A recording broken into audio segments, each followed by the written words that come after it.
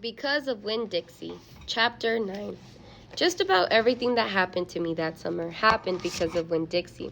For instance, without him, I would never have met Gloria Dump. He was the one who introduced us.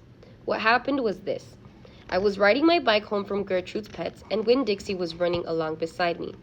We went past Dunlap and Stevie Dewberry's house, and when Dunlap and Stevie saw me, they got on their bikes and started following me. They wouldn't ride with me. They just rode behind me and whispered things that I couldn't hear. Neither one of them had any hair on his head because their mama shaved their heads every week during the summer because of the one time Dunlap got fleas in his hair from their cat Sadie. And now they look like two identical bald-headed babies, even though they weren't twins. Dunlap was 10 years old like me, and Stevie was 9 and tall for his age.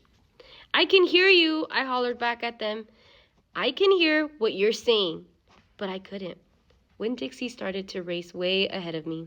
"You better watch out," Dunlap hollered. "That dog is headed right for the witch's house."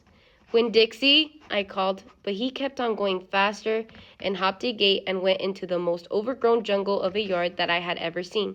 "You better go get your dog out of there," Dunlap said. "The witch will eat the dog," Stevie said. "Shut up," I told them.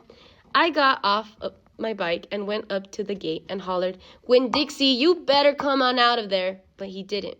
"She's probably eating him right now," Stevie said. He and Dunlap were standing behind me. "She eats dogs all the time." "Get lost, you bald-headed babies," I said. "Hey," said Dunlap. "That ain't a very nice way for a preacher's daughter to talk." He and Stevie backed up a little. I stood there and thought for a minute. I finally decided that I was more afraid of losing Winn-Dixie than I was of having to deal with a dog-eating witch. So I went through the gate and into the yard. "That witch is going to eat the dog for dinner and you for dessert," Stevie said. "We'll tell the preacher what happened to you," Dunlap shouted after me. By then, I was deep in the jungle. There was every kind of thing growing everywhere. There were flowers and vegetables and trees and vines. "Winn-Dixie," I said. I heard, "This dog sure likes to eat." I went around a really big tree all covered in moss, and there was Winn-Dixie. He was eating something right out of the witch's hand. She looked up at me. "This dog sure likes peanut butter," she said.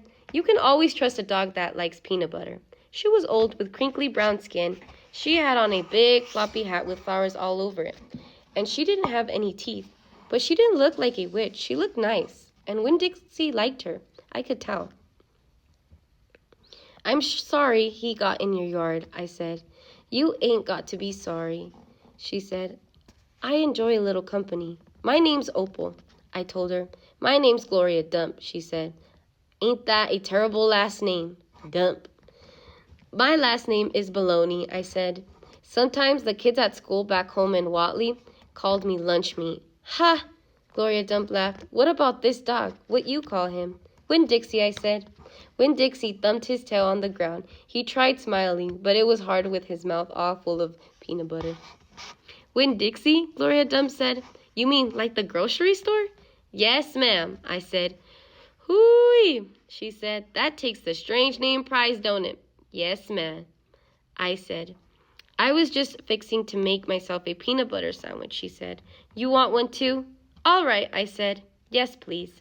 "Go on and sit down," she said, pointing at the lawn chair with the back all busted out of it. "But sit down careful." I sat down careful, and Gloria Dump made me a peanut butter sandwich on white bread.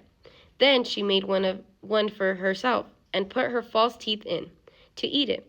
When she was done, she said to me, "You know, my eyes ain't too good at all. I can't see nothing but the general shape of things. So I got to rely on my heart. Why don't you go on and tell me everything about yourself so as I can see you with my heart?"